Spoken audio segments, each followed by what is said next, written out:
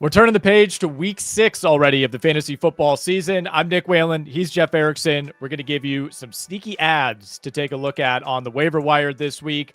Just 2 teams on bye in week 6, Minnesota and the Houston Texans. So without a couple wide receivers there, you won't have Jordan Mason, you won't have Woody Marks or Nick Chubb, but not a catastrophic bye week, Jeff, as we start, as we always do, at the quarterback position. Not a whole lot out there. If you need a replacement for CJ Stroud, whatever one quarterback league you've been starting him in, you're probably not starting Carson Wentz anywhere. But as always, if you're in a 2 quarterback league, if you're in Superflex, even if you just want to mix in a different bench option, a lot of lower end quarterbacks still out there in plenty of leagues. So tell me why you're interested in Bryce Young. Because he's facing the Cowboys pass funnel. Pretty much it. We saw every week we see that opposing quarterbacks are going to do some damage against the Cowboys. It's not perfect, though, as we saw from Justin Fields last week. It was mostly garbage time production. The Cowboys actually did generate a pass rush. Bryce Young is not one that we like to trust. I used him actually as a spot start in a couple leagues this past week where I had like Penix or Caleb Williams out. Well, I guess if you have CJ Stroud and you're starting him, you're probably in a super flex league, which is also would be the case with Wentz. So, yeah, Bryce Young would be it. Hopefully you can find a better option. I haven't done my rankings yet for week 6. I don't think Bryce Young will rise to the level of top 12 quarterback, though, even with that. But then again, the people that will were probably already rostered.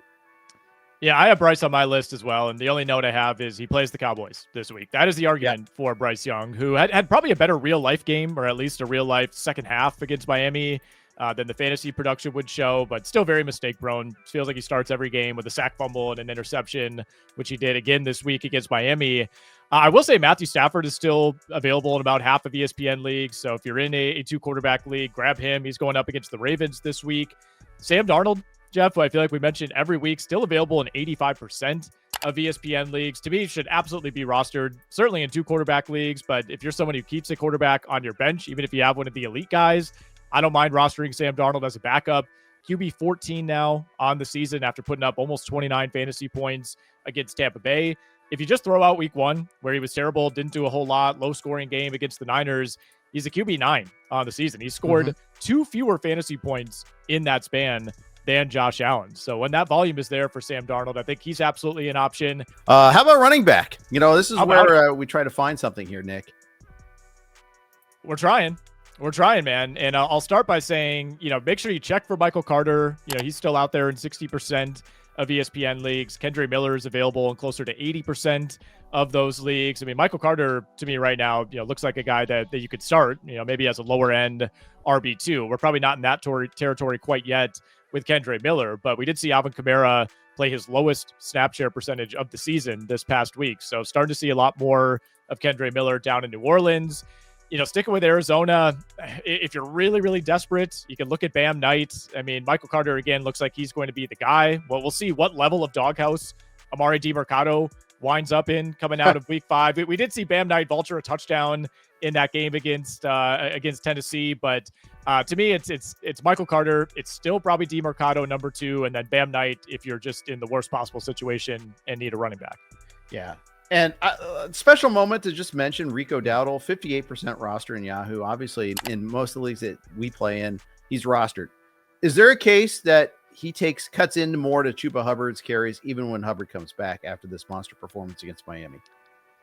I think so, but I think that maybe just kills the value of both of those guys. I guess I'd be hard pressed to imagine Rico Dowdle just ripping that job away from Chuba Hubbard to the point where you would say, yes, I need to roster and start Rico Dowdle. So to me, he's still kind of more of an injury fill-in, and also got the best matchup of the season going up against that Miami defense, right? Like I tend to think Chuba Hubbard probably would have had a similar game if he was out there. I tend to agree with you on that. I think the question will be asked at least. Let's talk about guys that might actually be available. We got to start with the Chargers. Omarion Hampton wearing a walking boot after the game gets said Miami run defense this week. Big opportunity if we can figure out who's actually going to carry the rock. So are you a Kamani Vidal guy or a Hassan Haskins guy? Do I have to ask this question? Well, I mean, in my heart, I'm always a Kamani Vidal guy, but we'll get into that. I mean, it's really about the matchup here. I mean, this is kind of this week's version of what we dealt with last week with Arizona, but it's an even better situation. I mean, it's the best possible matchup right now. Miami last in EPA per play, last in success rate, last in EPA per rush allowed on the season. They've given up 137 more rushing yards than any other team so far this year. Obviously, just surrendered that career day to Rico Dowdle, who nearly broke the Panthers' single-game rushing record against Miami.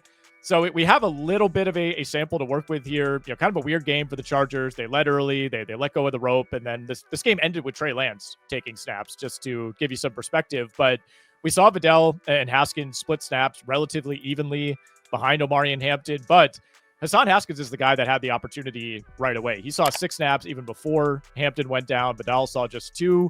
And then Haskins was the guy that was in. I think he played 8 of 9 snaps right after Omari and Hampton went out. A lot of Vidal's work came, with the second unit once Trey Lance was in the game. So as much as I like Kamani Vidal, as much as I think he's the more explosive runner, I think Haskins is the guy they're more comfortable with. He's the guy that actually made the roster, right? They had to pull Vidal off of the practice squad just to provide some depth for this game. So I think Haskins has to be the guy, but, Omari and Hampton was in a walking boot, like you said. So this could be a multi-week injury, and maybe we'll feel different about it after Sunday. But there is massive production to be had in this matchup. Yeah. The other issue, though, too, is the Chargers' offensive line. Yeah. With Joe Alt probably not going to be back for this one also, and no Slater, as we've talked about before. The interior of this offensive line is not very good. And let's face it, the Carolina got it all done blocking on that right side. I don't know if the Chargers can replicate that, but we'll see about that. How about Isaiah Davis for the Jets? No Braylon Allen for the rest of the season, or at least a good chunk of the season. Davis is stepping up to be the number 2 chair for Breece Hall. Hall lost a fumble in the loss to the Cowboys. Still, he was back in there later on, so it doesn't look there's any sort of punitive benching, but Davis is kind of creeping up as the number 2 now. Yeah, I think you said it. 33 snaps. Did carry only once. Saw 4 targets for the Jets. That game, as usual, got away from them. They had to throw a ton in the second half. But I think you're encouraged by the snap share, if nothing else. I'll mention Tajay Spears once again this week. He was back in action. Really didn't do a whole lot. Barely saw the field. But Titans have a little momentum, I guess, offensively. They get the Raiders this week. That's a nice matchup. What worries me about Spears, with him, you're looking for the pass catching. You're hoping he breaks a big play. The Titans just aren't throwing to running backs. Tony Pollard's a very capable pass catcher, and the Titans are dead last in the NFL right now in terms of percentage of targets going to the running back position. So unless something changes there, I still like Spears the player. You're always going to worry about the injuries, but the usage for those backs just hasn't been great. And then, if you're in a really deep league, I think keep an eye on Keaton Mitchell. Just want to mention that he made his debut this week in what was a very sad effort for the Baltimore Ravens. 3 carries, 8 yards, 1 catch, 5 yards, nothing special. Again, not a ton of interest for me, but we did see the big play potential from Keaton Mitchell a couple of years ago. Still got Justice Hill, still have Derrick Henry, of course, but someone to monitor, especially if this season really goes off the rails for the Ravens. Right, which is such a weird, improbable result, but here we are. 2 more names just to throw out here, both on bye last week. Kenneth Gainwell, monster game in Ireland with the surprise scratch of Jaylen Warren. Faces the Browns, so obviously a pretty bad rushing matchup there, but I want to check on Warren stats coming out of the break. Yep. And then Tyler Algier, who might have been cut in some leagues just because people are scrambling to pick up Michael Carter during the bye week. You needed someone to play. Algier is a guy that needs to be rostered the rest of the season.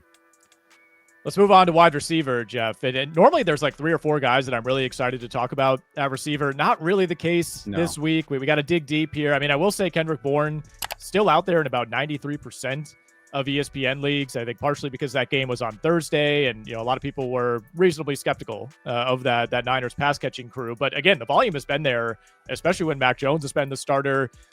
Whether Kendrick Bourne could pick up where he left off or even do anything close to that is going to be dependent on Ricky Pearsall, dependent on Jawan Jennings. We'll see if those guys are back this week. Again, the Brock Purdy injury doesn't really matter to me all that much. Mac has thrown it 39, 41, 49 times in those 3 starts. So it's as long as Pearsall or Jennings is still out this week, I maintain interest in Kendrick Bourne. Yeah. I'm not excited. I think there's a good chance we saw the best game Kendrick Bourne's ever going to have, and yet he's still at the top of my wide receiver list this week. That's, I think there's shootout possibilities against the Bucs. Their secondary is dinged up right now. Darnold carved him up in that 38-35 game. I'll throw out Jalen Coker, probably coming off IR this week for the Panthers, facing said Cowboys. I kind of like that. We'll see if they actually activate him or just get him off the practice, start the practice window for him. Yeah. Jalen Hyatt, he'll step up if Slayton has to sit out for a good amount of time, but I just don't know what the quality of targets are going to be there. Yeah, you have to respect the opportunity, I suppose, with Jalen Hyatt. Don't necessarily love the player. He was getting barked at by Jackson Dart, by the way, for not blocking on a scramble in that loss to New Orleans. But obviously, Neighbors is done for the year. Darius Slayton went out with a hamstring on Sunday, so he's the next man up. Played 34 snaps, was targeted 3 times in that Saints game. I mean, it's him or Bo Collins. Like those are your other healthy options right now for the Giants. I still think Isaiah Bond is interesting to me. Jerry Jeudy was far and away the wide receiver snap leader for the Browns, played 63 of 70 snaps in London, targeted only 3 times by Dylan Gabriel. We saw Isaiah Bond draw 7 targets on 40 snaps, did catch only 2 of those for 29 yards. I mean, Browns are going to be an inefficient offense. That's just life as a Browns receiver, but 13 targets now over the last 2 weeks for Isaiah Bond. Browns get the Steelers and the Dolphins over these next 2 games. So some decent matchups there. I will mention Torrey Horton as well. I mean, we've seen Cooper Kupp come on over these last few weeks. He's very clearly the number 2 behind JSN, but Horton to me is very clearly the number 3 in what is, one of the most efficient passing attacks in the NFL. Sam Darnold 3rd in the NFL in completion percentage. He's 6th in the NFL in total passing yards. We saw Horton draw 4 targets against Tampa Bay, caught a touchdown on a 4th down late in the game. The overall numbers are pretty modest here, but that's now 3 touchdowns in the last 4 weeks for Horton. To me, he's almost like a handcuff option if you're in a deeper league and you have Kupp or you have JSN. Probably going to need an injury to one of those 2 guys to really ascend. But for Kupp in particular, that is a possibility. Yeah, indeed. One more name I'll throw out at receiver, Jeff. Alec Pierce, who has been dropped all over the place. Not even 2% rostered in ESPN leagues. He's missed 2 straight games, of course, with a concussion. But he went 4 for 68, 4 for 67 on 10 total targets over his last 2 healthy games. I think the Colts offense is for real. I know they played a soft schedule. They have a lot of options at wide receiver, but Pierce was seeing a ton of snaps. He had a 90% snap share in that week 2 game against Denver. Was playing, 80, 85% of the snaps in week 1 against Miami. Again, the concussion set him back. We'll see where he slots in, but he's still a big play guy. I don't mind rostering him in deeper formats. Let's look at tight end, Jeff. We got some names at tight end. Where do you want to start? Some of the names that we picked up last week, the top 4 all worked out. Waller worked out. He's long gone now in most leagues, but Theo Johnson's still 11% rostered. Still look at with the Jets with Mason Taylor, still low rostered, and Jake Tonkus again still low rostered. And all 3 are going to be, I think, are going to be active parts of their passing game here. We looked at the Giants and Jackson Dart. They don't throw it downfield. When we talked about Jalen Hyatt, that was one of my reasons why I'm not in on him. But however, Theo Johnson, forget about the touchdowns for a second. Although don't forget about the touchdowns. That's what tight ends we need the for. Touchdowns. Yes, but the thing is, that's all they throw are short and intermediate targets. They threw 11 to the tight ends. They threw another like 10 more to running backs. That's how they're going to run the offense. So I like that a bit. Mason Taylor for the Jets. He's their number 2 pass catcher behind Garrett Wilson. He as long as Mason Taylor is healthy, he's going to be very active. So I like that one a lot. Nick, I want to ask you about AJ Barner for a little bit. He not only did he score twice, but he big brothered a defender on the second touchdown there, just shoved him off there. It's been multiple weeks now where we've seen Barner kind of kick in and have some production. I worry about the target share, but did get 7 targets against the Bucks. Seattle has to travel all the way to Duval. They do the reverse of what the Bucks had to do last weekend. Long road trip here. Are you in on AJ Barner if those other tight ends are already rostered? With the caveat that you just laid out, if he's the best option available, I think you could sell yourself on it. I mean, Seattle is one of these teams that uses 3 tight ends every week. It's Barner, it's Elijah Arroyo, Eric Salbert is in that mix as well. But Barner's easily the most consistent of those guys in terms of the snaps. Played 48 of 60 snaps against Tampa Bay, targeted 7 times, caught all 7 of those for 53 yards and the 2 touchdowns.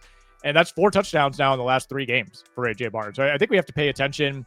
He's got 5 red zone targets on the season. That's 5 of 16 total targets have come in the red zone. So not one of these guys that you're looking for like an 8 for 65 type of game. It's going to be, 3 for 23 and 1 or 2 touchdowns. That's kind of what you're sustaining on when you're talking about a tight end of this ilk. But I'm interested, and I'm with you on Theo Johnson. I think he kind of fits the bill for what this Giants offense is going to look like. Really tough schedule coming up for the Giants. Philly, Denver, Philly, San Francisco. Wouldn't feel great about being able to pound Cam Scatteraboo 25 times in those games. I think that volume might be there for Jackson Dart.